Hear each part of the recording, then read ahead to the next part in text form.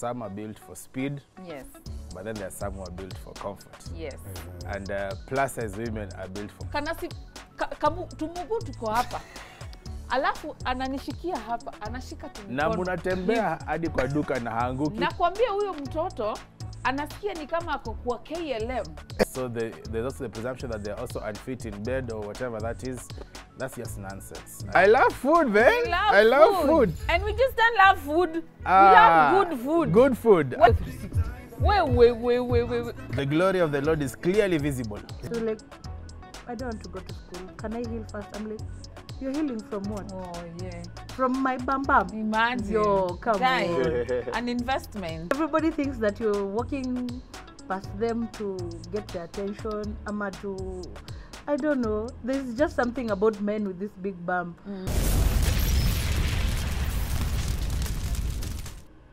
The discomfort, oh, mekalia kiti, maybe the next person wants to sit next to you. Maybe hata to share vizuri, you're like... Ama ushengia kwa matatu, ni viti mbili, eh? Umeingia umekaa kwa dirisha. Ukikaa kwa dirisha, manini imelandi huku kwingine, kwa hii kiti ingine. Sasa kila mtu anakuja anaangalia naona hapo. Wanaenda tu inabaki mtu wa mwisho mwenye ananyia matatu hana choice. Inabidi ndio kuja ukibaki mtu mwingine mbele akihama unaona ametoka. Ameninginia huku anasukumwa. Hey, mpaka unaanza kujifinya kwa ukuta sijui ufanye nini. And then when somebody else moves or maybe alights, they move there. They move to that seat and you're left alone. It's normally so embarrassing at times. I normally feel kazuri inakuanga vibaya sana. Ama Nissan you umepanda, you want to squeeze yourself those two seats. Kwanza unaona Nissan unaona hii kiti hapa ya hii yenye makonkodi upenda kukalia na hizi mbili. Hapa kuna mwanya ya kupita nyuma. Nimekuwa na experience siku ingine rafiki. Umeziba yote? Kuziba ama kukwama.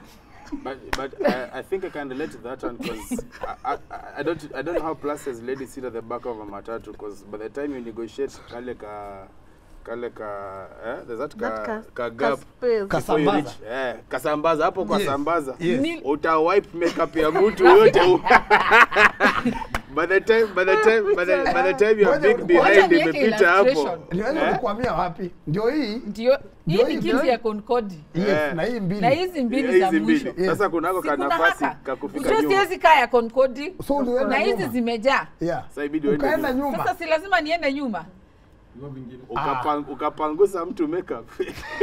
Unasema makeup ama kidogo unasema gari ingekatwa ama ilikatwa. Niliona mwanaume amesonga yote hivi. Mabega utangoa yote. Alafu ilibidi ninue mguu moja. Au. Umekaona? Nilikainua kote. Alafu unaona hii handle ya si unajua hii mgongo hii ya kiti. Siko na ako ka handle. So your bum has kitu kaliingia. Hey. Dada yangu wacha. Unajua naona hiyo picha. Stop there. Shida ni ile picha na create. Hata wewe umeona hiyo taswira. Naona hiyo taswira. Naona hiyo chungu. Niliokolewa hapo na huyo Concorde. Alikuja tu akafanya nikapita. Actually relate to what she's saying. It is not sad.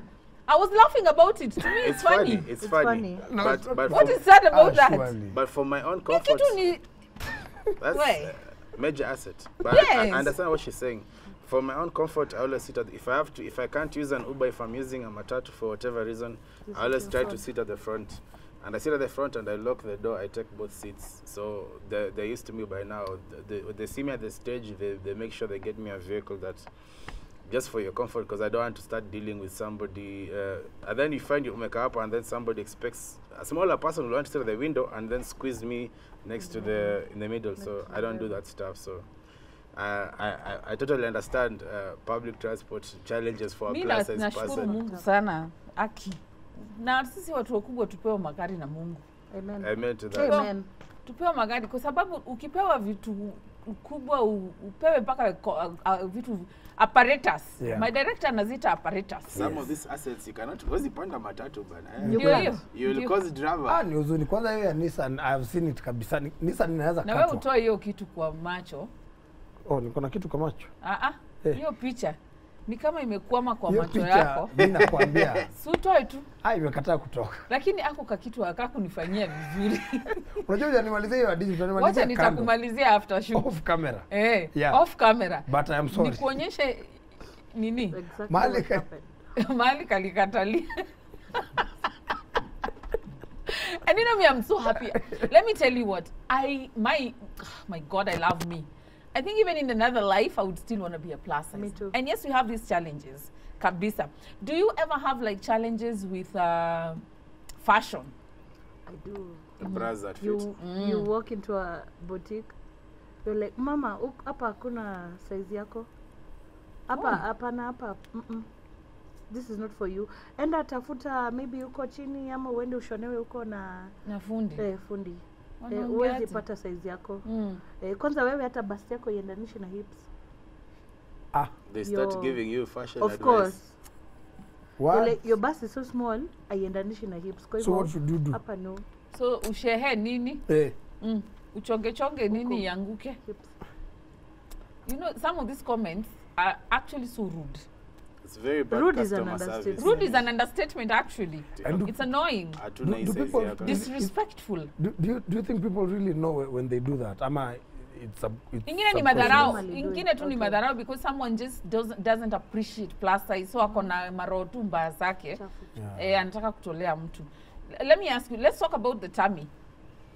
Thank you for going to that one. Do you want to start or do I jump on it? Kuna watu wanaona unaona haka kachini. Inaitwa pillow ya utamu. Fupa. Pillow ya utamu. This kaloa tummy, What do you mean Yani mpaka nimesikia, yani nimesikia ni kama anailamba. Vile ameisema. No, okay. You're in the kebs.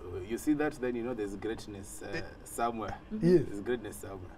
And I want to talk about this because for me this is very important. And I normally have this discussion on my group with plus size ladies, and sometimes they don't like me for it. But I'll say it anyway, and I'll say it here again today. It is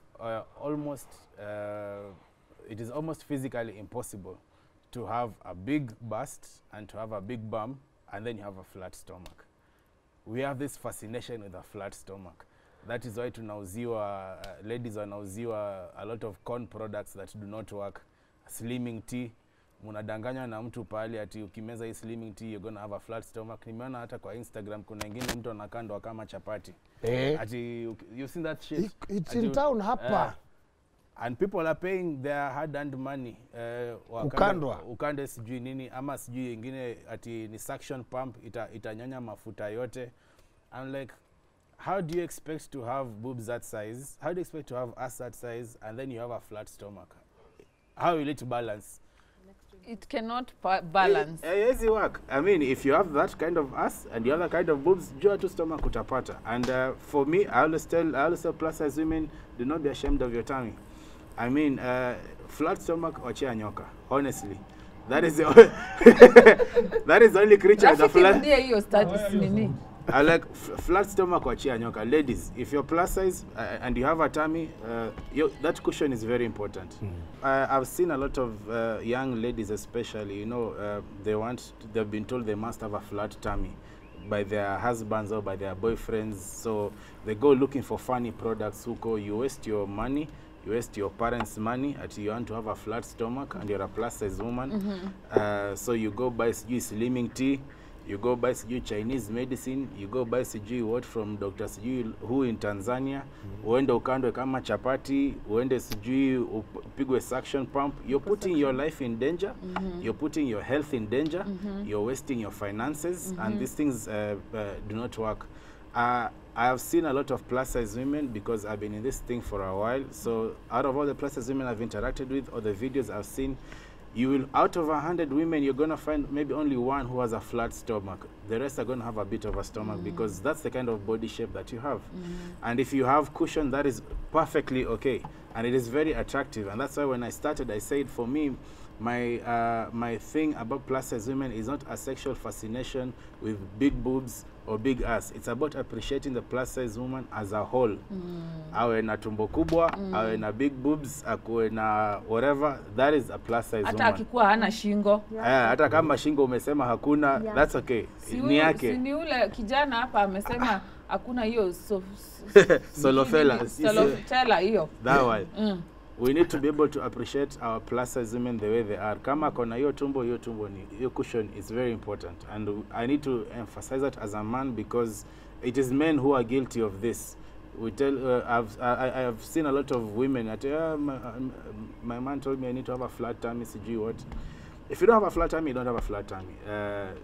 The ile nyoko nayo, we appreciate that cushion. I keep insisting on that. Because at one point I was and I'll give this example. At one point I had a friend who was a plus size model, and we used to talk about plus size positivity to people, you know, to the young girls in our network. But then I remember that she's wearing a corset like almost every single day. And that corset, I know because a doctor told me this, that you cannot be wearing a corset 7 days in a week. You're hurting your ribs, you're hurting the curvature of your back. If you're plus size, if you're a plus size lady especially, for me, I think as a man, I've accepted my tummy. Niko na 6-pack huko ndani. It's covered with one big pack. Mwili mpya binguni, of course. 6-pack iko ndani, ni vile tu nimeifunika. Sijaipanga vizuri. So for me as a man, nimefunika kama nakumat all under one roof. Yes. So me, you can make fun of my kitambi, I'm okay. But for our ladies, I know ladies are a bit more sensitive to this issue. And there's this big fascination with flat stomach. I'll repeat, flat stomach, wachia nyoka. If you can manage a flat stomach, sawa. But if you cannot, please accept your body, love your body, do not kill yourself. Don't go to CG, go get funny injections, pumps. People have died in funny procedures. Love the body that God gave you, and keep yourself healthy. And if you love yourself, that is the kind of love you're going to attract. You're going to find somebody who genuinely loves you for who you are and appreciates you as a plus size queen that you are. So have you ever had an experience where you're dating someone who doesn't like your size, regardless of them finding you as a plus size, and they hit on you, but wana kashif sana sana, like they're telling you change this, change that? Have you ever had like such an experience? Funny enough, I have never. Never. But I've had my boyfriend's friends. Yes. Asking him, "Huwa mnakulana aje?" Ala? Kwani anataka mkulane aje? Ni kushindwa, anashindwa huyu anapenyea wapi ama shida ni nini? Anashangaa hiyo kitu iko wapi exactly? Ati kama anatafutango hivi. Ama I don't get it. But most of the time the men who ask that, who say that, just go ahead, feel free, sweetie. Are men who are are men who do not know how to go down on women, plus size women. Are men who don't know what to do with a plus size woman. Hawajui ile utamu iko kwa plus size women.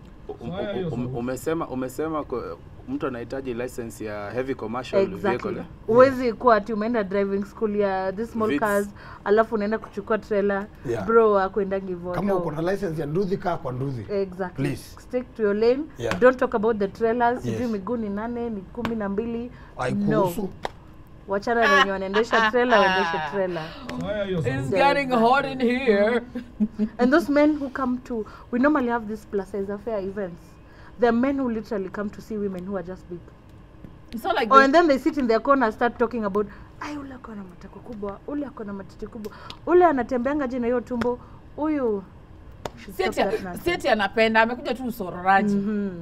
They should stop that nonsense. Just to give a little bit of the woman's perspective as a plus size chick. Waambie kama tuko game ama hatuna game. Game now tunayo ama aje? tuko mbaya. Ndio hiyo. Mtaka mnawezaenda kuconfirm ama mkuje mtuulize mimi na Vicky. Mimi nakuambia tunakuanga sawa. A1. You don't need to explain it. Like I said, in our African culture, we even have tribes to this date. The heavier the woman is, the bigger the bride price. Exactly. I mean, it's I've said plus size women have been around in our culture, especially as Kenyan, for a very long time. As Africans, this is how our women look like. But then we allowed the Western, the Caucasian culture to come where we were taught and that preach a different gospel. And preach a different gospel that you have to be like slender this, like this like to be beautiful. That is because of how their women look like biologically, genetically. It is very, it's only now because of, you know, their lifestyle of junk food, and you'd find now that you have white women who are plus size. But most white women, Kitambo, used to be very slender. So we have allowed them to brainwash us that we must be slender to be beautiful. But we know that in our culture, black women are blessed with bigger bodies. Yes. So we need to go back and embrace our culture the way it is. Yeah. So let me ask you something. One last question, Mama Gigi. What challenges do you have as a plus size? You personally, like, ni nini unasikianga inaku? First,